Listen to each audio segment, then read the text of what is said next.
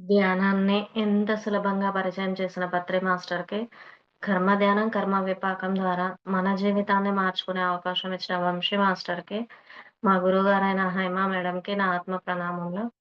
'జీవాత్మ ప్రపంచ నియమాలు' ఈ పుస్తకం చదువమని నన్ను ప్రోత్సహించిన ప్రతి ఒక్క ఆత్మ బంధువుకి, వింటున్న ఆత్మ బంధువుకి నా ఆత్మ ప్రణామములు. గత కొన్ని వారాలుగా చెప్పుకుంటున్నాం గదా ఫ్రెండ్స్! జీవాత్మ ప్రపంచ నియమాలు. ఒక తల్లికి తన ఇద్దరు కుమారులు యాక్సిడెంట్‌లో ఒకేసారి చనిపోతారు. ఇద్దరు కుమారులే తల్లికుండడం వల్ల, ఆ ఇద్దరు కుమారులను కోల్పోయి భూమి మీద తన తల్లి బాధతో ఉంటుందని చెప్పి, పైన ఆత్మలోకంలో ఉన్నత సదాత్మలతోని పర్మిషన్ తీసుకొని విస్పీరతు ఆ ఇద్దరు కుమారులు తన తల్లికి అంతరాత్మ ద్వారా కొన్ని సందేశాలు ఇస్తారు. ఆ తల్లి తన వరకే ఆ అంతరాత్మలో సందేశాలు పెట్టుకోకుండా, తన వరకు పెట్టుకోకుండా మనకందరికీ కూడా ఈ పుస్తకం ద్వారా అందించింది. చాలా అద్భుతంగా ఒక్కొక్క టాపిక్ చెప్పుకుంటున్నాం గదా! ఈరోజు ఒక సదాత్మ ఒక దుష్టాత్మ చేతిలో మోసపోయిన, ఒక దుర్మార్గం చేతిలో మోసపోయిన ఒక సదాత్మ. లాస్ట్ వీక్ కొంచెం చెప్పుకున్నాం పార్ట్. ఇది ఇవాళ సెకండ్ పార్ట్ అది. అయితే ఒక అమ్మాయి 19 ఏళ్ల వయసు ఉంటది. ఆ అమ్మాయి తల్లిదండ్రులని పల్లెటూరులో ఉంటది. తల్లిదండ్రులని ఒప్పించి బలవంతంగా మన పట్టణానికి వచ్చి అక్కడ డాక్టర్ చదువు చదివి కొంతమంది నిరుపేదలకి సహాయం చేయాలనే సదుద్దేశంతోని సిటీకొస్తది. కానీ విచక్షణని కోల్పోయి ఒక దుర్మార్గుని చేతిలో మోసపోతుంది. ఆ అమ్మాయి స్టోరీయే మనం చెప్పుకుంటుంది. ఒక దుర్మార్గుడు అతడేం జెప్తే అది చేసేది ఆ అమ్మాయి. ఆ అమ్మాయి కొంతమందిని అంటే ధనవంతుల అమ్మాయిలని మోసం చేసి వాళ్ళ డబ్బును తీసుకొని చాలా ఎంజాయ్‌లు చేసేవాడు ఆ అబ్బాయి. ఆ అబ్బాయికి అమ్మాయిలను గూడా అందించేది ఈమె. ఆ పార్ట్ చెప్పుకుందాము. అతనంటే ఎందుకు అంత ఆమె నమ్ముతుందో ఆమెకే అర్థం గావట్లేదట. అతనంటే నాకెందుకంత తన్మయత్వమో నాకు తెలియలేదు. నన్ను సమ్మోహితురాలిని చేశాడా? అతడు చెడ్డవాడని తెలిసినా, నేను చేస్తున్నది తప్పని తెలిసినా, ఎందుకు అతను చెప్పిన పనులు చేశానో ఆమెకి అర్థం గావట్లేదు. విచక్షణ కోల్పోయింది. అతడు ఏం చెప్తే అది చేస్తుంది. కానీ ఎందుకు చేస్తుందో ఆమనేది ఆ అమ్మాయికి అర్థం గావట్లేదు. ఆ అమ్మాయిని అతను పెళ్లి చేసుకోవడం నేను భరించలేకపోయాను. ఒక అమ్మాయిని తన స్నేహితురాలుగా పరిచయం చేసుకొని, ఆ అమ్మాయినే పెళ్లి చేసుకుంటాడు. మామూలుగా అయితే ఈమెకి పెళ్లి చేసుకోవాలని ఉంటది అతన్ని. కానీ అతడు వేరే అమ్మాయిని చేసుకుంటాడు. ఆమె బాగా ధనవంతురాలు. ఆమె తండ్రికి భార్య లేదు. తల్లి లేని పిల్ల. ఆయన కూడా చాలా ధనవంతుడు. ఆయనతో స్నేహం చేసి ఆకర్షించమని అతను నాకు చెప్పాడు. నేనలాగే చేశాను. అక్కడ తర్వాత అతడిని పెళ్లి చేసుకోమని ఆజ్ఞాపించాడు. ఆ ముసలివాడిని ఫస్ట్ ఈమె ఇతడి మోజులో పడి తన జీవితాన్ని నష్టం చేసుకుంది. జీవితాన్నంతా కోల్పోయింది. ఇప్పుడు ఆ ముసలివాడిని ఆ అమ్మాయిని ఏమో పరిచయం చేసుకున్నాక పెళ్లి చేసుకుంటాడు. ఆ అమ్మాయి వాళ్ళ తండ్రిని ఈ అమ్మాయిని పెళ్లి చేసుకోమని చెప్తాడట ఆ ముసలాయనని. నేను హ్మ్. ఈ అమ్మాయి చాలా అందంగా ఉండడంతోని అతడికి భార్య లేదు గదా! ఆ ముసలి వ్యక్తి ఇంకా ఆ మనిషి తన వలలో పడ్డాడు. నాకిష్టం లేకపోయినా నేను ఆయన్ని పెళ్లి చేసుకున్నాను. ఆ దుష్టుడు తన పన్నాగం బయటికి కనిపించకుండా మంచి ప్రణాళిక రచించాడు. దుర్మార్గుడు గదా! మరి తనకి ఎన్ని ఆలోచనలు వస్తున్నాయో. తర్వాత ఆ ముసలి భర్తని చంపమని ఆజ్ఞాపించాడట. ఈమె భర్తని చంపమని. ఆస్తి కోసం. నేను తిరస్కరించాను. దానితో నేను మత్తుమందులు చేరవేస్తానని, పోలీసులకి రుజువులతో చూపిస్తానని నన్ను బెదిరించాడు. నేను చంపలేనని ఏడ్చి మొత్తుకున్నాను. కానీ వాడి రాతి ఉదయం కరగలేదు. నన్ను జైలు పెట్టించగల ఫోటోలు, రుజువులు చూపించాడు. నేనెంత వెర్రిదాన్ని! ఇటువంటి దుష్టుడు నన్ను ప్రేమించి పెళ్లి చేసుకుంటానని ఎలా నమ్మాను అని తనకి తానే రియలైజేషన్‌లోకొస్తుంది కొద్ది కొద్దిగా. చివరికి నా చేత నా భర్తని చంపించాడు. నేను ధనవంతురాలైన విధవనయ్యాను. అతని ఎస్టేట్ సగం నా పేరు మీద, సగం అతని కూతురు పేరు మీద ఉంది. నా ప్రియుడు నరకం చూపించడంతో నాకేం చేయాలో పాలుపోలేదు. నా భర్త చనిపోయాక ఆ హత్య చేసినందుకు నిద్రాహారాలు లేవు నాకు. ఎక్కడికైనా ఇతన్ని కనిపించకుండా నా భర్త ఎస్టేట్ గురించి కొంత డబ్బు తీసుకొని ఎక్కువ శాతం అతని కూతురికి వదిలి పారిపోవాలనుకున్నాను. నా ప్రణాళికలు పూర్తి కాకముందే తన భార్యని చంపమని ఆజ్ఞాపించాడు. నేను నిశ్చేష్టురాలయ్యాను. నేను ఏడ్చి ఇదంతా చాలా దూరం పోతుందని వద్దని అతని రియలైజేషన్‌లోకొచ్చింది గదా! తను చేంజెస్ వచ్చింది గదా! అతడికి గూడా బ్రతిమిలాడుతుంది. నన్ను విడిచిపొమ్మని, ఇవన్నీ ఇక నేను చేయలేనని ప్రాధేయపడ్డాడు. అతని హృదయం కరగలేదు. అతను ఇంతకాలం ఏ రకంగా చూసినా సాక్ష్యాలు నాపై నేరం మోపేలా జాగ్రత్త పడ్డాడు. అతనికేమీ భయం లేదు. ఈ స్టోరీ అర్థం గావాలంటే ఫస్ట్ ఆ అమ్మాయి సిటీకి వస్తది. హైదరాబాద్‌కొస్తది. ఒక డాక్టర్ చదువు చదవాలి అని తన తల్లిదండ్రులని ఒప్పించి మరీ ఇక్కడికొస్తది. వచ్చిన తర్వాత ఒక అబ్బాయి పరిచయం అవుతాడు. ఆ అబ్బాయి లక్షణాలు అమ్మాయికి తెలుస్తున్నాయి. అతడు దుర్మార్గుడని అర్థమవుతుంది. కానీ విచక్షణని కోల్పోయి అసలు ఆమెతోని కొద్దిసేపు అతను ఉంటే చాలు అనుకోని అతడు ఏం చెప్తే అది చేసుకుంటూ వెళ్ళింది. ఒక అమ్మాయిని పరిచయం చేసి వాళ్ళ ఇంటికెళ్ళి ఈ అమ్మాయి అంటే మధ్యలో వాడుకున్నాడు. వాహకంగా వాడుకున్నాడు బాగా. ఏం చెప్తే అది చేసింది. ఆ అమ్మాయిని పెళ్లి చేసుకున్నాడు. ఆ అబ్బాయిని పెళ్లి చేసుకున్నాంక వాళ్ళ తండ్రికి భార్య చనిపోతే మళ్ళీ ఈమెని ఆ తండ్రిని పెళ్లి చేసుకోమని చెప్తాడు. పెళ్లి చేసుకున్న తర్వాత ఆస్తి కోసము ఆ తండ్రి కూతుర్లనిద్దరిని వీళ్ళిద్దరు కలిసి చంపేస్తారు. ఈ స్టోరీ ఇది అర్థం కావాలంటే రియల్‌గా జరిగిన ఒక స్టోరీ చెప్పుకుందాం. ఒక అతడికి 6 పెళ్లిళ్లు చేసుకున్నాడంట. ఇది రియల్‌గా జరిగింది. 6 పెళ్లిళ్లు ఎందుకు చేసుకున్నాడంటే అతడు గవర్నమెంట్ జాబు. అంటే గవర్నమెంట్ జాబు అనగానే ప్రభుత్వ ఉద్యోగం అంటే మన వాళ్ళలో చాలా పాజిటివ్ ఉంటది గదా! ఆ పాజిటివ్‌తోని అమ్మాయిలని ఎంచుకుంటూ వెళ్లారు. అతడి సంగతి తెలియక. అంటే అతడు అలాంటి దుర్మార్గుడని తెలియకుండా ఇస్తూ పోయారు. ఫస్ట్ అమ్మాయి అసలు మెయిన్ రీజన్ అన్ని కాని పెళ్ళిళ్ళ కారణం ఏంటంటే అతడికి పిల్లలు కలగరు. అది తెలుసతడికి. కానీ ఆడవాళ్ళతో జీవితం నాశనం జేయాలి గదా! మరి. అందుకని పెళ్ళిళ్ళు మాత్రం జేసుకుంటాడు. ఫస్ట్ భార్య వస్తది. నాకు పిల్లలవుతేనే నేను నీతో ఉంటా. నీకు పిల్లలు కాదని తెలిసిన తర్వాత మరి నన్నెందుకు పెళ్లి చేసుకున్నావు అని చెప్పి రివర్స్ అవుతదామె. రివర్స్ అయితే ఓహో! నువ్వు రివర్స్ అవుతున్నావా అని ఇంకా అంటే ఉంటది గదా! అది.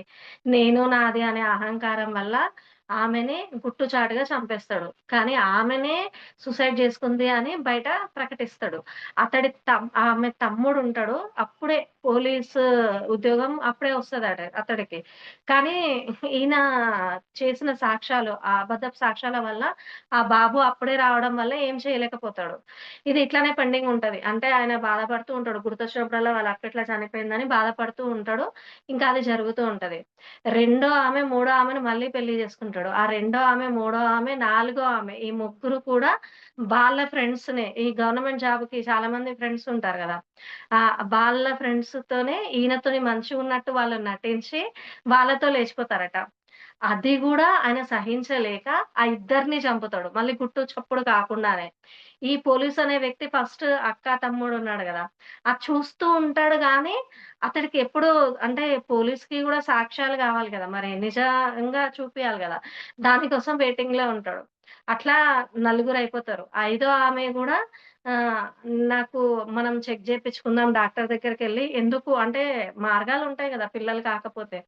డాక్టర్ దగ్గరికెళ్ళి మనం చెక్ జేపించుకుందామని ఎంత బతిమలాడినా గూడా ఆయన అది తట్టుకోలేక అంటే నేను మగవాడిని కాదు అనేది ఆ విషయం తట్టుకోలేకపోతాడు.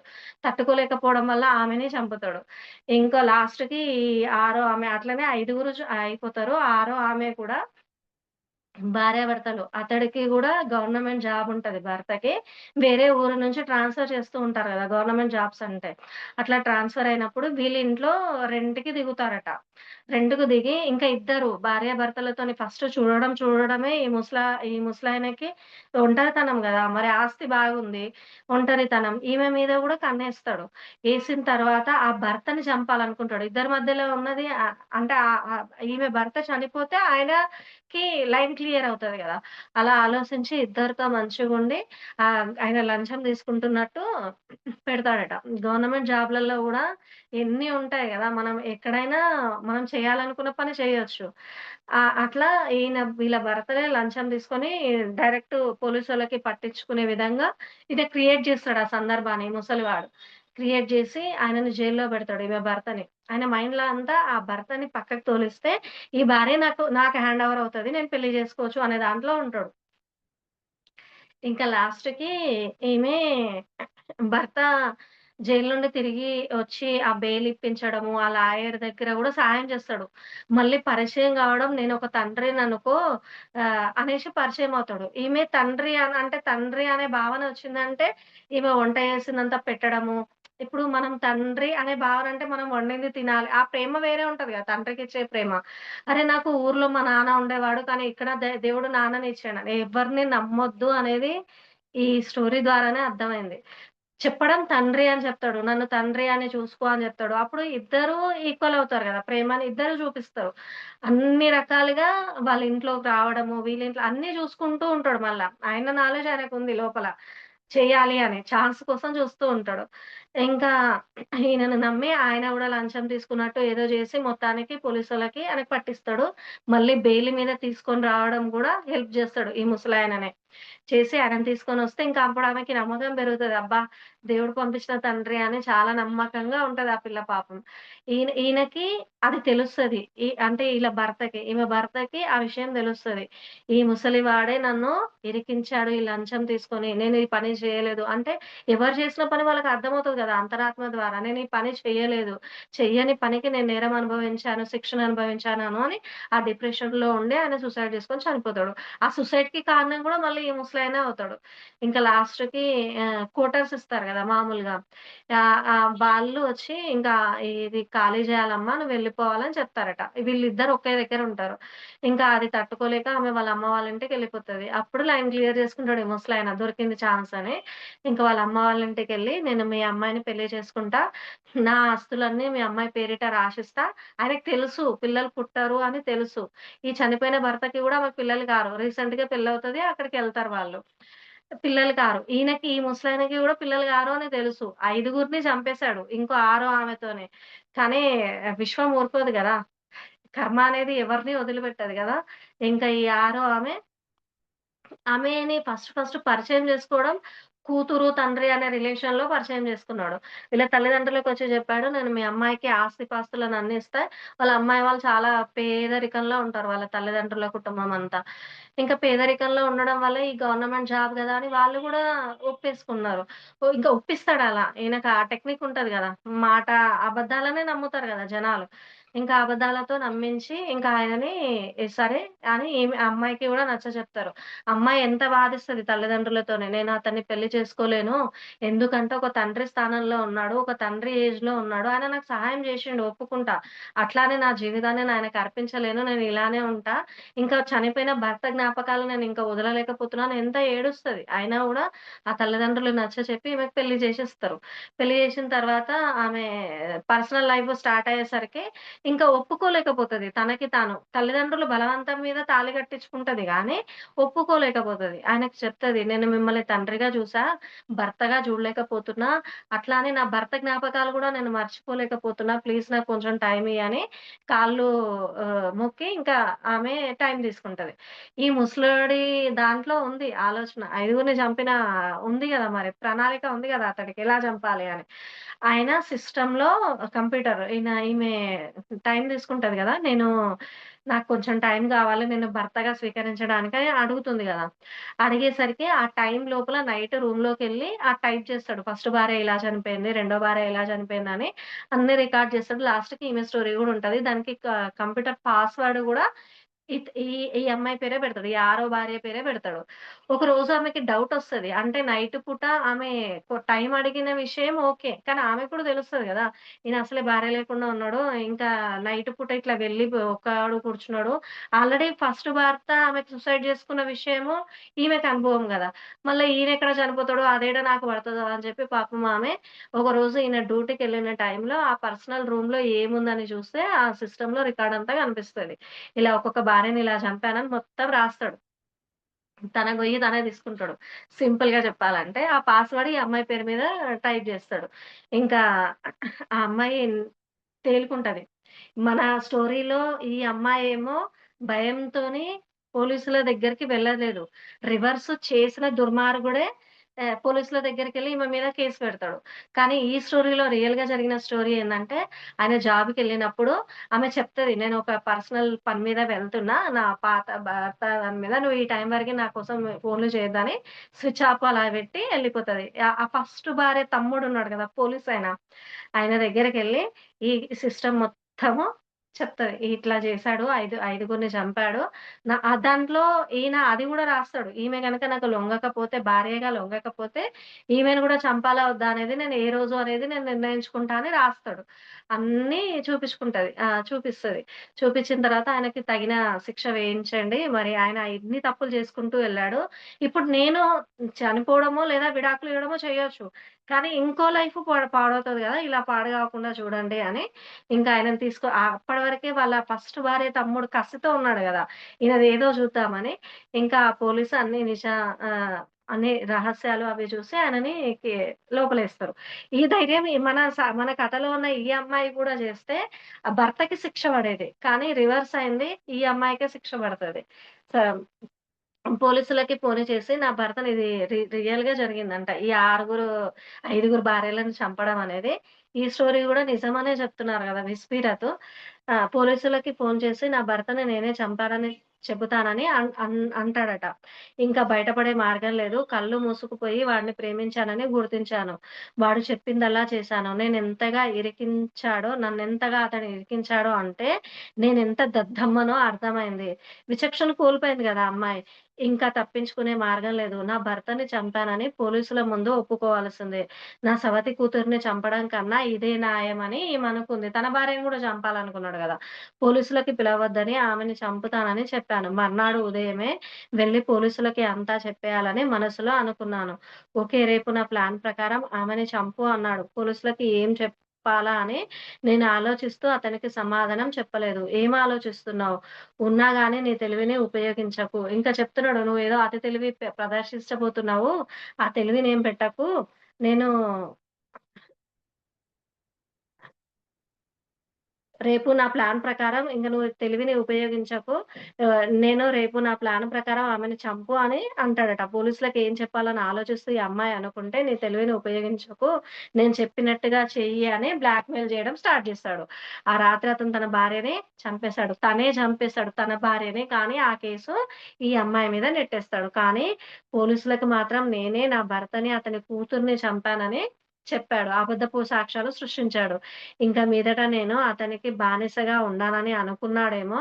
నేనతను చెప్పిన దానికి అంగీకరించకపోవడంతో తన ప్లాన్‌కి వ్యతిరేకంగా ఏమైనా చేస్తానేమోనని నన్ను దోషిగా చూపేలా సాక్ష్యాలుండేలా చూసాడు. జాగ్రత్త పడుతూ ఉన్నాడు. చేసేవి నేరాలని అతడికి కూడా తెలుసు. అంతరాత్మ ఏదో ఒక రకంగా చెప్తూ ఉంటది గదా! ఇదొద్దు అని. కానీ మనసుకి లొంగిపోతున్నాడు. మర్నాడు పొద్దున్నే నేను పోలీసుల దగ్గరికి వెళ్ళకుండానే వాళ్ళే వచ్చి నన్ను అరెస్ట్ చేశారు. విచారణ సమయంలో నన్ను జైలు నుంచి కోర్టుకి తీసుకెళ్లారు. నేనెలాగో తప్పించుకొని ఆరో అంతస్తుకి వెళ్లి ఆత్మహత్య చేసుకున్నాను. ఇప్పుడు మీకర్థమైందనుకుంటా నేనెందుకు ఇక్కడున్నానో. అంటే ఆమె భూమికిది రావడం సదాత్మగా వస్తుంది. కానీ ఈ దుర్మార్గుని చేతిలో మోసపోయి ఆత్మహత్య చేసుకోవడం వల్ల కింది ఆవరణలకి వెళ్తుంది. ఈ కథంతా విన్నారు గదా! నా కథంతా విన్నారు గదా! నాకు సహాయం చేయడం వీలవుతుందా? దయచేసి నన్ను ద్వేషించకండి. ఆ పాపకి ఈ దుఃఖం ఆగట్లేదింక. అంటే ఇలా వచ్చేస్తుంది. నేను చేసింది తప్పు అని ఆమెకి భూమి మీదనే అర్థమైంది. ఇంక ఆత్మలోకంలో అర్థం కాదా? ఎళ్ళిన తర్వాత నాకేదైనా సహాయం చేయండి అని చెప్పి, ఇంకా ఆమె నేను చేసిన పనికి నన్ను మాత్రం ద్వేషించొద్దు. అంటే అది డిప్రెషన్‌లో ఉన్నప్పుడు ఎవరైనా ఒక మాట మన గురించి కొంచెం సరికాని మాటలు మాట్లాడారనుకో మనకు ఆ ఫీలింగ్ వచ్చేస్తది ఆటోమేటిక్‌గానే. అమ్మాయి చాలా డిప్రెషన్‌లో పైకెళ్ళింది గదా! అలా వచ్చింది. ఇక్కడ ఒక చిన్నది చెప్పుకుందాము. మనకి జీవితం తలక్రిందులయినప్పుడు మనం ఎట్లైనా ఏదో ఒక రకంలో ఈ అమ్మాయంటే దుష్టుని చేతిలో పడింది. విస్పిరతో చెప్పడం గూడా అదే. ఎవరి ఆత్మ ప్రయాణం వాళ్ళకుంటది. ఎవరు తప్పు చేసినా ఆ ఆత్మనే అనుభవించాలి కదా! కాబట్టి మీరు విచక్షణ కోల్పోకుండా మీకొక సందర్భం వచ్చినప్పుడు ఏది చెయ్యాలి అని ఆలోచించి చేయండి అని. ఆత్మహత్య చేసుకునే దాంట్లో గూడా వంశీ సార్ ఒక మాట అంటారు. రేపు చేసుకుంటా, రేపు చనిపోతాలే అని అనుకోండి అని. ఆ అమ్మాయి గూడా అట్లా ఆలోచిస్తే బతికేదేమో మరి. అయితే ఇక్కడ ఒక స్టోరీ ఏందంటే మనకు ఒక్కొక్కసారి ఎలా అనిపిస్తదంటే, మనకి తెలుసు అది సరికాని పని అని అర్థమవుతది. సరికాని మాట, సరికాని ఆలోచన అనేది అర్థమవుతది. కానీ బంధాల కోసం బంధాలలో ఇరుక్కుపోతాం గదా! వాడేం మనకు అదొక మంచితనం మన లోపల.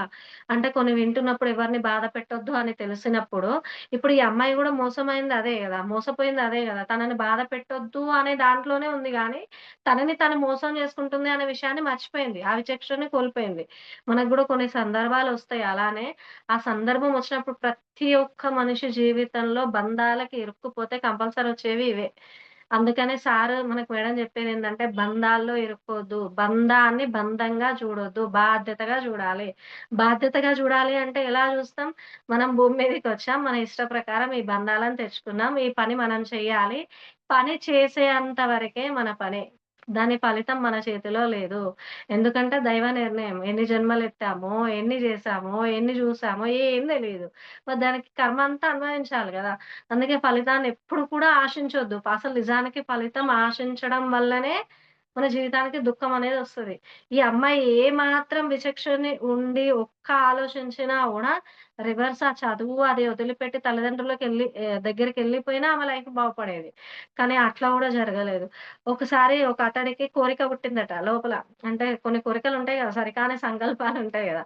ఎవరెస్ట్ శిఖరం అంతా నేనొక్కడినే ఎక్కాలి అనుకున్నాడట.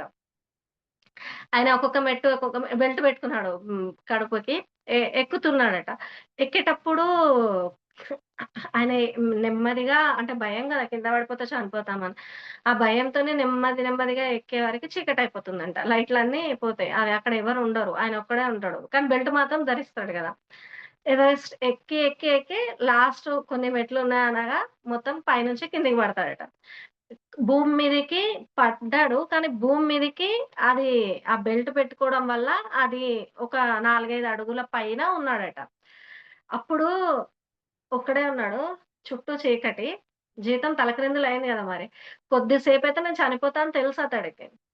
ఆ టైంలో నాకు హెల్ప్ చెయ్యి అని దేవుడిని ప్రార్థించిండట. ఇది గూడా రియల్‌గా జరిగింది. దేవుడిని ప్రార్థించిండట. మన సరికాని సంకల్పాల్లో గూడా జీవితం పోతది. దేవుని ప్రార్థనకి హెల్ప్ జేయండి అని దేవుని ఇష్టదైవాన్ని తలుచుకొని ప్రార్థించిండట. ప్రార్థిస్తే ఒక వాయిస్ ఇనిపించిందట. చాలా సార్లు అరిచిండట. అరిచిన టైంలో వాయిస్ ఇనిపిస్తుందట ఆయనకి. ఏమని ఆ కడుపుకున్న బెల్ట్ తీసేయి అని. అంటే ఆ పట్టి వల్ల ఆ భూమికి కొద్దిగా ఆ బ్యాలెన్స్ ఆపిందది ఏదో ఒక రకంగా. ఆపేసరికి ఇంకా నేను బెల్ట్ తీసేస్తే చనిపోతా. ఆయన ఆలోచన. ఆయనకేముంది బెల్ట్ తీసేస్తే చనిపోతా. ఎవడ్రా నువ్వు బెల్ట్ తీసేయమని చెప్తున్నావని రివర్స్ ఆ వాయిస్ ఎవరిది? దైవంది. ఆయన కోరుకున్నదెవరు? దైవాన్ని కదా!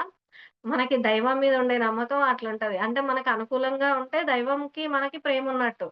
అదే మనకు అనుకూలంగా ఆ ఆలోచన లేదనుకో, దైవానికి మన మీద ప్రేమ లేనట్టు. అంతే గదా! మన నమ్మకాలు కొన్ని సమయాలలో అలానే ఉంటాయి. నేను గూడా అలానే ఉన్నా. అది ఆ వాయిస్‌కి ఇంకా కట్టుబడకుండా చనిపోతాడట. చుట్టూ జూసి ప్రజలొచ్చి చూస్తారు గదా! ఆ వ్యక్తి చనిపోయిండని. అరే! ఈ బెల్ట్ తీస్తే వాళ్ళనుకుంటారట, ఈ బెల్ట్ ఒక్కటి తీసేస్తే వీడెంత బతికేవాడు. మాములుగా కొంత దూరంలోనే భూమికి కింద పడితే కొన్ని చిన్న చిన్న దెబ్బలు జరుగుతాయి. ఎప్పుడు కూడా మనం ఇప్పుడు శరణాగతి చేసుకుంటే దైవం ఏమిచ్చినా అది ప్రసాదంగానే తీసుకోగలగాలి. మన నమ్మకం అలా ఉండాలి దైవం మీద. అలా తీసుకొని ఉంటే అతడు గూడా బతికేవాడు. అందరొచ్చి అనుకుంటారట, అరే! వీడు కనీసం ఆ బెల్ట్ తీసేసి ఉంటే కొన్ని దెబ్బలతో అన్నా బతికి బయట పడేవాడు గదా! ఆ బెల్ట్ తీయకుండా ఇలా జేసుకున్నాడు పాపం చనిపోయాడని ఆ ఊరు ప్రజలు అనుకుంటారట. అంటే మనం అలా ఉంటాయి. మన నమ్మకం దైవం మీద కూడా దైవం కాపాడుతాడనే కదా మరి పిలిచింది. మన నమ్మకం పెట్టుకోకుండా చేశాడు గదా! మన విచక్షణని ఒక సందర్భం వచ్చినప్పుడు ఎలా ఉన్నామనేదే ఇట్లాంటి సందర్భాలలో మనకి తెలిసేది అప్పుడే. మనం ఎన్ని విన్నామని గాదు, ఎన్ని ఆచరిస్తున్నామనేదే ముఖ్యం గదా! వింటాము. ఒక గంట సేపు కళ్ళు మూసుకుంటాం. బాడీ అలసిపోతది పని జేసి గాబట్టి, ఆ బాడీ మంచిగా వచ్చేసిండు మనోడని ఒక కాస్మిక్ ఎనర్జీని ఇచ్చేస్తది. నా నా విషయంలో అయితే అదే జరుగుతది. ఒక గంట నేనసలు మ్యూజిక్ స్టార్ట్ జేసినా అంటే ఎండింగ్ వరకు నాకసలు మెలుకువ ఉండదు. డీప్‌లోకెళ్ళిపోతా. కానీ కళ్ళు తెరిచిన తర్వాత నా ప్రపంచం స్టార్ట్ అవుతది. అప్పుడేం జేయాలి? శూన్యంలోకెళ్తా. అక్కడ సందేశాలు తీసుకుంటా. నాకా సందేశాలు గూడా నాకు ఏ పాయింట్ గావాలో, నా లైఫ్‌కి ఏది గావాలో అదే ఒస్తది. బాబా నాకదిచ్చిన వరం నాకైతే. అదే వస్తది. కానీ అది ఆచరించేటప్పుడు ఒక్కొక్కసారి దుఃఖమొస్తది. ఒక్కొక్కసారి నవ్వొస్తది. ఒక్కొక్కసారి ఇగో ఒస్తది లోపల నుంచి. నేనే పడిపోవాలా? నేనే లొంగాలా? నేనే పడుండాలా?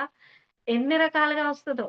కానీ సార్ చెప్పింది మనకేదైనా ఒక్కసారి వచ్చినప్పుడు మౌనంగా ఉన్నప్పుడే అది చెయ్యాలా? వద్దా? అనేది అక్కడనే ఉంటది. మనం ఆగామి కర్మలు చేయాలా?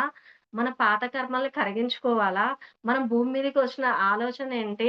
మనం కొద్దిసేపు ఆగుతాం జూడండి. ఆ కొద్దిసేపట్లోనే మనం అంటే ఎరుకలోకి రాగలుగుతాం. పడిపోయినా గూడా.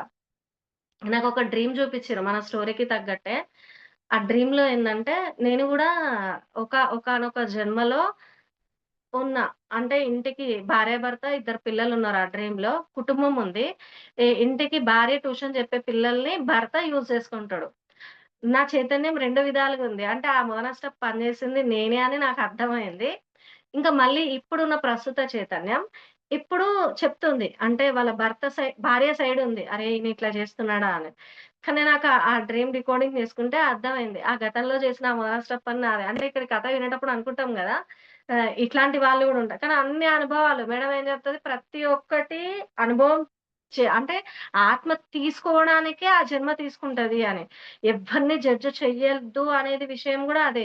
ఆత్మ భూమి మీదకొచ్చినప్పుడు ఏ అనుభవం కోసం భూమి మీదకొచ్చిందో మనకు తెలీదు గదా! వాడి అనుభవంలో మనమెందుకు ఏలు పెట్టాలి? చెప్పాలి ఇది కరెక్ట్ కాదు అని. కానీ చేయడం, చేయకపోవడం అది వాడి మీద అది ఆధారపడి ఉంటది గదా! ప్రతి అనుభవం అది నాకర్థమైంది. అయితే ఆ డ్రీమ్‌లో చేసిన గత మొదన స్టెప్ అని నాదే అనేది నాకర్థమైంది. నేను ఇప్పుడు ఇప్పుడు ఉన్న చైతన్యం మార్పొచ్చింది అనేది గూడా ఆ డ్రీమ్‌లో చూపిచ్చారు. నిజంగా మాస్టర్స్‌కి ధన్యవాదాలు ఎన్ని చెప్పుకున్నా తక్కువే. ఇప్పుడున్న ప్రస్తుత చైతన్యం చూపిచ్చారు. గత జన్మ కర్మ చూపిచ్చారు. కానీ ఇది మొన్న రీసెంట్‌గా ఇట్లానే యూట్యూబ్ వెతుకుతూ ఉంటే ఒక వీడియో చూసా. ఆ వీడియోలో ఏంటంటే భార్యాభర్తలు తల్లి ఉంటది. వాడు భార్యని గాకుండా అత్తతో పెట్టుకుంటాడు. అంటే పెట్టుకుంటాడు. సంబంధం పెట్టుకుంటాడు. ఆ వీడియో చూడగానే ఆన్ స్పాట్ అసలు నేను మొత్తానికి కిందకి పడిపోయినా. నాకర్థమైతుందది. నా లోపల ఆలోచనలేంటి అని. కొంచెం మౌనంగా ఉండడం ద్వారా చాలా నేర్చుకోవచ్చు అనేది గూడా నేను ఆ వీడియో చూసిన తర్వాత అనుకున్నా. మొత్తానికి ఆలోచనలన్నీ మారిపోతూ ఉన్నాయి. అసలు ఎట్లా మారుతున్నాయో కొద్దిసేపు కళ్ళు మూసుకున్నా. సారు ఆరా క్లినిక్ చేసుకోమంటారు గదా! అలా స్నానం చేసేటప్పుడు చేసుకున్నా. ఆరా క్లీనింగ్ చేసుకున్నా. వేడి వేడి నీళ్ళతో చేసుకున్నా. చేసుకున్నప్పుడు ఆలోచించిన. అంటే నా ఆలోచనలు ఎలా మారాయంటే సజ్జన సాంగత్యం ఎందుకు చెయ్యాలి అనేది గూడా అక్కడే అర్థమైంది. అంటే మనం ఏ విషయాలను వింటే మనం మన ఆలోచనలు, ఆచరణ అనేది మారుతుంది అనేది గూడా నాకక్కడే అర్థమైంది. కళ్ళు మూసుకున్నా. మీనా నువ్వేం ఆలోచిస్తున్నావురా? అని నాకు నేనే క్వెషన్ ఏసుకున్నా. నాకు నేనే ఆన్సర్ ఇచ్చుకున్నా. పూర్వజన్మ, గత జన్మ వాసనలు ఇంకా మీనా లోపల పోలేదు. డ్రీమ్‌లో ఆత్మకి పోయినట్టు చూపిచ్చాయి. కానీ ఈ ఒక్క చిన్న వీడియో ద్వారా అంటే నా సాంగత్యం మారిందక్కడ. అది కొద్దిసేపే ఉంది. కానీ అది ఆ చెడు చూడడం వల్ల ఆ సరికాని ఆలోచనలు మైండ్‌లో తిరుగుతూనే ఉన్నాయి. అసలు ఆ టైంలో గనక నాకెవరైనా ఫోను జేషినా, లేకపోతే నేనెవరితో అన్నా ఫోను మాట్లాడినా, నా మాటలే రివర్సొచ్చేవి. అంత ఘోరంగా మారిపోయింది ఆ కొద్దిసేపు. అంటే పూర్వజన్మ వాసనలు కూడా మనల్ని వెంటాడుతాయి. మనకది గూడా పరీక్షే. నిజంగా డ్రీమ్‌లోనే కాదు, ధ్యానం చేస్తే పరీక్షలయ్యేది. రియల్‌గా గూడా జరుగుతాయి. చూసే దృష్టి సృష్టిలో మార్పు లేదు. చూసే దృష్టిలోనే మార్పుంది. ఆ దృష్టికోణం ఎప్పుడైనా మారొచ్చు. ఎప్పుడైనా మనం మాయలో పడొచ్చు. అంటే పడడం గొప్ప గాదు. మళ్ళీ పడ్డంక లేవడం గదా! అంటే నేను డోర్ పెట్టుకొని ఒక్కదాన్నే ఉన్నా గాబట్టి లేవగలిగినా. నాకు నేను ఆరా క్లీనింగ్ ద్వారా గూడా లేవగలిగినా. నా ఆలోచన విధానం ఎందుకు మారింది అనేది గూడా నాకర్థమైంది. ఈ అమ్మాయి గూడా కొద్దిసేపు అలా ఉంటే ఆమె జీవితం కొంచెమైనా ఆత్మహత్య చేసుకోకుండా ఉండేదేమో అనిపిచ్చింది. ఆ సంఘటన అనుభవం గూడా మరి ఇది చెప్పడానికే ఇచ్చిండో ఏమో నాకు తెలీదు. ఆ వీడియో అందడము, ఆ ఆలోచనలు మారడము, ఆరా క్లినిక్ రావడము అన్నీ వెంట జరిగిపోయాయి. నా అదృష్టానికి ఎవరు ఫోను చేయలేదు. నేనెవరికీ ఫోను చేయలేదు. ఆ టైంలో. ఆ కొద్ది టైంలో. మనం పడడం ముఖ్యం గాదు. పడ్డంక లేవడం ముఖ్యం గదా! నాకక్కడ అర్థమైంది. ఈ అమ్మాయి ఏ ఏ మాత్రం కొంచెం ఒంటరిగా జీవితాన్ని గడిపినా ఈ అయోమయ స్థితి నుంచి బయటికొచ్చేది. మనకి తెలుసు పుట్టినప్పుడే భగవంతుడు అన్నీ ఇస్తాడని. ఈ శరీరాన్నే సృష్టించిన ఆ దైవము, ఆ శక్తి సరే దైవాన్ని నమ్మకపోయినా పర్లేదు. శక్తినైతే నమ్ముకుంటాం గదా! ఒక్క కడుపులో అది 9 నెలలు ఎలా ఆ శరీరాన్ని సృష్టించుకుంటది. తల్లి మళ్ళీ బిడ్డ పుట్టక ముందే తల్లికి పాలొస్తాయి కదా! అంత ఇచ్చిన భగవంతుడు మనం పుట్టినప్పటి నుంచి పోయేదాకా మనకి ఏం గావాలో ఇవ్వడా?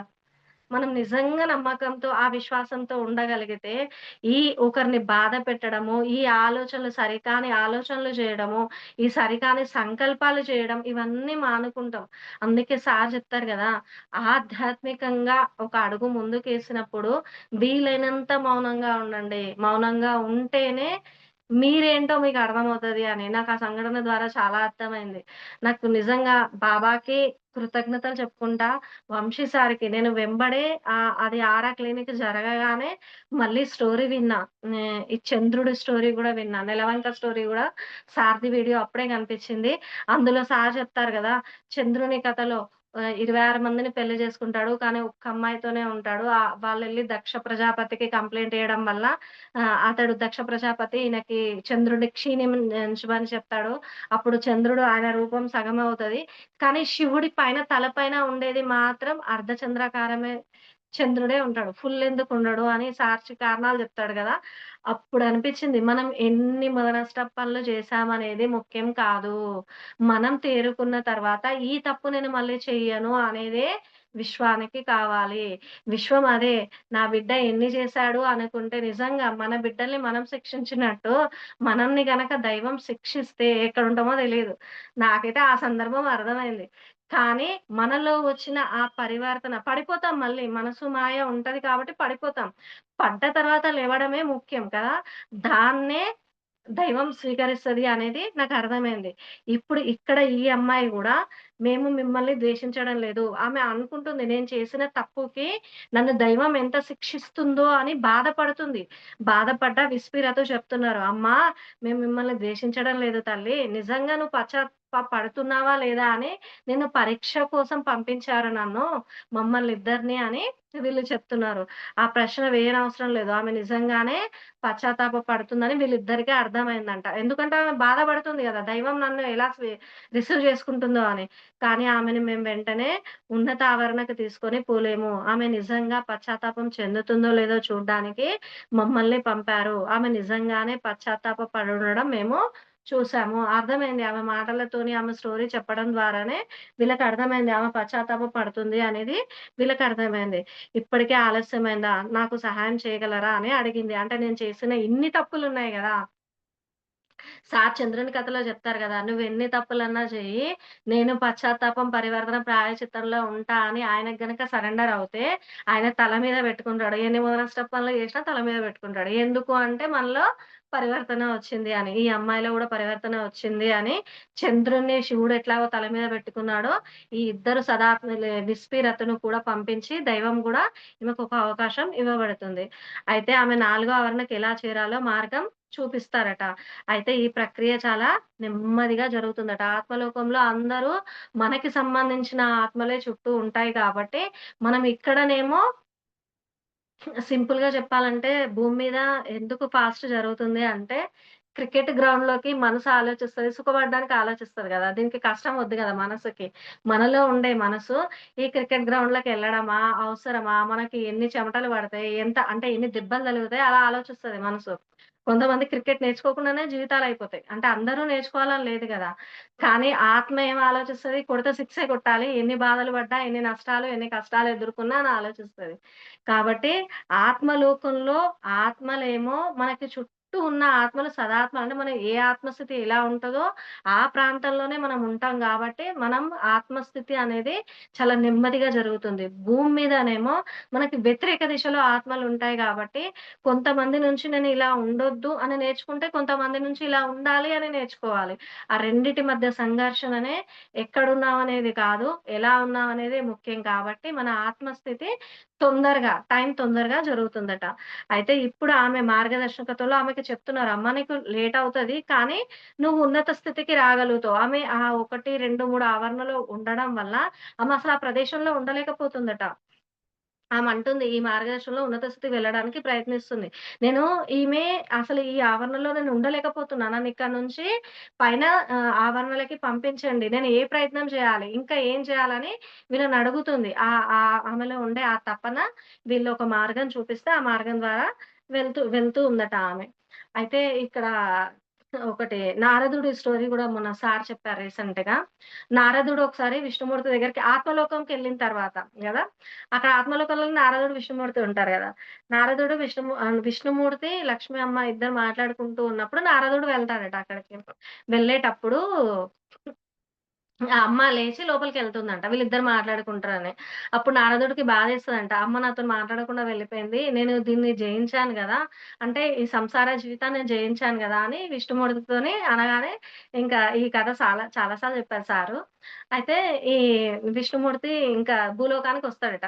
భూలోకానికి అసలు వాళ్ళు చాలా ప్రయత్నం చేస్తారట రావడానికి. మనం మంచి మంచి టెంపుల్ కట్టినప్పుడు అక్కడొచ్చి చూడ్డానికి, ఆ వినోదం చూడడానికి చాలా ఇష్టపడతారట.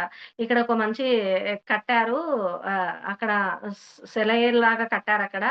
బావుంది కోనేరు రండి అని ఆ నారదుడిని తీసుకొని విష్ణుమూర్తి కిందకొచ్చి చూస్తాడట. ఆ కోనేరు చాలా అందంగా ఉండడం వల్ల నారదుడు అంటాడట, ఇంకా సంకల్పాలు వస్తాయి కదా! మరి సరికానివి కదా! ఆ కోనేరులో ఉండి నేను స్నానం చేస్తాను అని నారాయణునికి చెప్పి దాంట్లో దూకుతాడట. దూకగానే ఒక మునుక ఇట్లా నారాయణ, నారాయణ అంటాడు కదా! ఒక మునక ఇట్లా లోపలికెళ్ళి పైకొచ్చే లోపల ఆయన ఒక స్త్రీగా, అందమైన స్త్రీగా మారిపోతాడట. అందమైన స్త్రీ ఆయనకి గతం గుర్తుండదు. మనకు గూడా అంతే గదా! జన్మ తీసుకున్న తర్వాత గతం ఏది గుర్తుండదు. ఆయనకి గుర్తుండదు. ఇంకో రాజు వస్తాడు. ఆమెని పెళ్లి చేసుకుంటాడు. జీవితం ఒక 5, 6 పిల్లలు పుడతారు నారద మహర్షికి.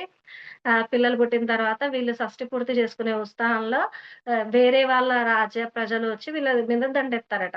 ఈ నారదుడి అదే ఆమె స్త్రీ వేషంలో ఉంది గదా! తల్లి ముందు పిల్లలు చనిపోతూ ఉంటే పాపం చూడలేదు గదా! ఆ వేదన భరించలేక ఆ కోనేరులోనే మళ్ళా ఒక మునక మునుగుతదట. అప్పుడు మళ్ళీ నారదుడవుతాడట.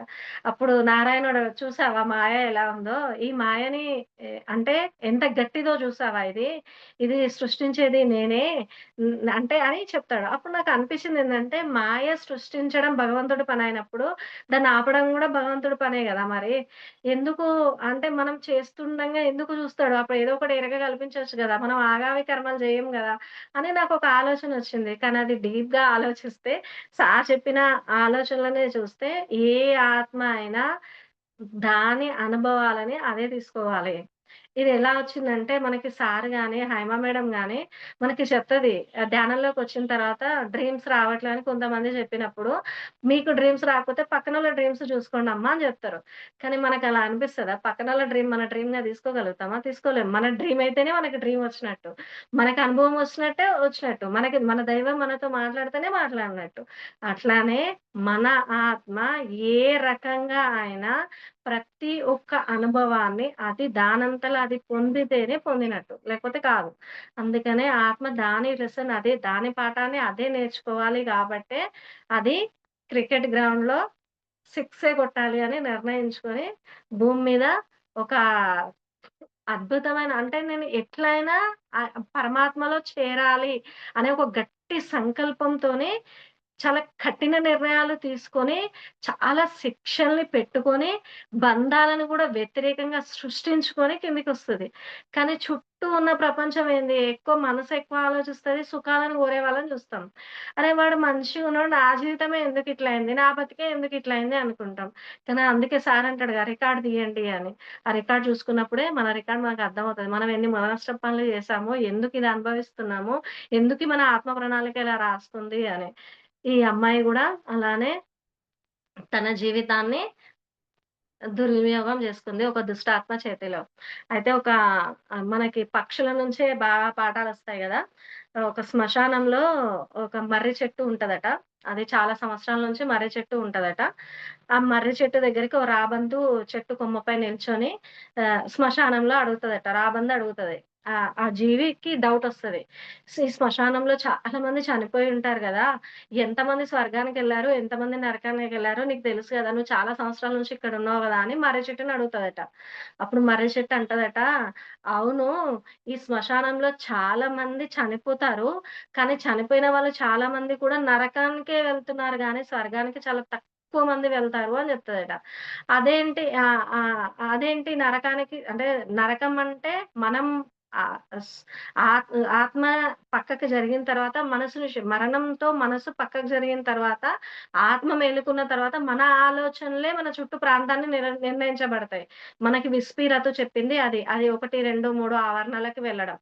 ఆ మర్రి చెట్టు చెప్పేదేందంటే, మంచిగా ఆలోచించేలు, సదా ఆలోచనలు ఉన్నవాళ్ళు కూడా 1, 2, 3 ఆవరణలకు వెళ్ళిన వాళ్ళే ఉన్నారు అని చెప్తదట మర్రి చెట్టు. ఇప్పుడు ఈ అమ్మాయిల ద్వారా. ఇక్కడ ఈ సదాత్మ భూమి మీదకి రావడం ఎలా వచ్చింది? డాక్టర్‌గా రావాలనొచ్చింది. కానీ ఆమె దుష్టుని చేతిలో, దుర్మార్గుని చేతిలో మోసపోయి మళ్ళీ 1, 2, 3కే ఎళ్ళింది గదా! అది మర్రి చెట్టు చెప్తదట. అదే విషయం చెప్తదట మర్రి చెట్టు. ఆలోచనలు మంచిగా ఉన్నాయి. కానీ వాళ్ళు కూడా కింది ఆవరణలకే వెళ్లారు అని చెప్తదట. అప్పుడు రాబందు ఎందుకట్లా మరి మంచి ఆలోచనలు ఉన్నోళ్ళు స్వర్గానికే వెళ్ళాలి గదా! ఈ 4, 5 ఆవరణలకే వెళ్ళాలి గదా! మరి ఈ ఆవరణలకి ఎందుకెళ్తున్నాయని ఈ రాబందుకి డౌటొస్తదట. అప్పుడు మర్రి చెట్టు చెప్తదట, మంచి ఆలోచనలు ఉండడం కాదు ముఖ్యము. వాటిని ఆచరించడం, ఆచరణలో పెట్టడం ముఖ్యం. నేను ఈరోజు చేస్తా, రేపు చేస్తా, ఎల్లుండి చేస్తా అని వాయిదా వేసుకుంటూ వెళ్తే వాని టైం అయిపోతది. వాడెళ్ళిపోతాడు కదా! అంతే గదా! అప్పుడు మనసు పక్కకు జరగగానే అదే నేను ఈ మంచి పని చేయలేకపోయినా అని ఆలోచిస్తుంది గదా! మరి ఆలోచించిన వాళ్ళంతా ఇప్పుడు ఈ అమ్మాయి గూడా అదే ఆలోచించింది కదా! నేను అయ్యో! నన్ను దె దై దైవం ఎక్కడ ఏ స్థానంలో ఉంచుతుందో, నన్ను దైవం ఎలా చూస్తుందో అనే చూస్తుంది గదా! అట్లానే ఆ 1, 2, 3 అవర్‌లోనే పడిపోయింది గదా! అలానే ఆలోచించి అందరు నరకానికే ఎళ్తారు. ఆలోచన ఉండడం గొప్పతనం కాదు. దాన్ని ఆచరించడమే గొప్ప అని చెప్తుందట రాబందు. ఇప్పటివరకి మనం ఎలా ఉన్నా, నేనెలా ఉన్నా, నా విషయమే చెప్తా. నేనెలా ఉన్నా ఇప్పటి నుంచి ఆచరించడానికే ముందు ఆలోచిస్తా. అంటే ఒక విషయాన్ని నేను ఇప్పటివరకి గూడా చాలా వరకు అలానే ఉన్నా. వంశీ సార్ వీడియోలు విన్నప్పుడు గూడా అన్నీ ఎక్కువ బుర్రకి. ఒకటి ఆచరించి, ఒకటి అనుభవం వచ్చిన తర్వాతనే ఓకే. మీనా ఇది అనుకున్నాంకనే వేరే లెసన్ వినడానికి ప్రయత్నం చేస్తా. కానీ ఈ రోజు నుంచి ఇంకా స్ట్రాంగ్‌గా దాంట్లో ఉండాలి, నిలబడాలి అని మాత్రం అనుకున్నా. Okay friends. విన్న ప్రతి ఒక్క ఆత్మబంధువుకి నా కృతజ్ఞతలు. నెక్స్ట్ వీక్ మళ్ళీ వేరే టాపిక్ చెప్పుకుందాం. ఈ అమ్మాయి స్టోరీ అయిపోయింది. మన ఆత్మ భూమి మీదకి రావడం చాలా త్వరితంగా ఉన్న స్థితి నుండి ఉన్నత స్థితికి రావాలని వస్తుంది. మనం ధ్యానంలోకొచ్చి ఎన్ని విన్నాము అనేది కాదు, ఎన్ని ఆచరించాము, దానివల్ల ఎన్ని అనుభవాలు పొందామనేదే అతి ముఖ్యమైన విషయం. ఈ రాబందు చెప్పింది, మర్రి చెట్టు చెప్పిన స్టోరీ గూడా అదే. మనం వీలైనంత వరకి ఆచరించడానికి ప్రయత్నం చేద్దాం. మన ఆచరించడానికి సందేశాలని గూడా ప్రతి నిత్యం, ప్రతి సందర్భంలో మనకు పైన మాస్టర్‌లు ఇస్తూనే ఉంటారు. ధ్యానం చేసే ప్రతి ఒక్కడికి ఇద్దరు దిగుతారు పైనుంచి అని చెప్తుంది హేమా మేడం కదా! ఆ ఇద్దరు గూడా ఒకరు పరీక్షలు పెట్టడానికి ఉంటారు. ఒకరు వరాలియ్యడానికి ఉంటారు. అంటే పాజిటివ్ ఉంటది. ఇక్కడ సరికానిది ఒస్తది. సరైంది ఒస్తది. మనం ఏ రూట్‌లో వెళ్ళాలి అనేది మన విచక్షణని ఉపయోగించుకుంటూ, మన ఆత్మని భూమి మీదకొచ్చిన మన ఆత్మ ప్రణాళిక ప్రకారం గత జన్మ కర్మల్ని పాపపు డబ్బా ఖాళీ చేసుకుంటూ, ఇంకా కొత్త ఆగామి కర్మలు చేసుకోకుండా, మళ్ళీ భూమి మీదకి వస్తే చాలా మంచి దానిలాగా రావాలని ఒక సంకల్పం గట్టి సంకల్పం పెట్టుకుంటూ ఓకే. Thank you friends. ఇది విన్న ప్రతి ఒక్క ఆత్మ బంధువుకి నాకు డ్రీమ్‌ని ఇచ్చి, నేనేంటో నాకు చూపించిన బాబాకి, నాకు డ్రీమ్ ఇచ్చిన ప్రతి ఒక్క మాస్టర్‌లకి నా కృతజ్ఞతలు. Thank you Baba. Thank you friends.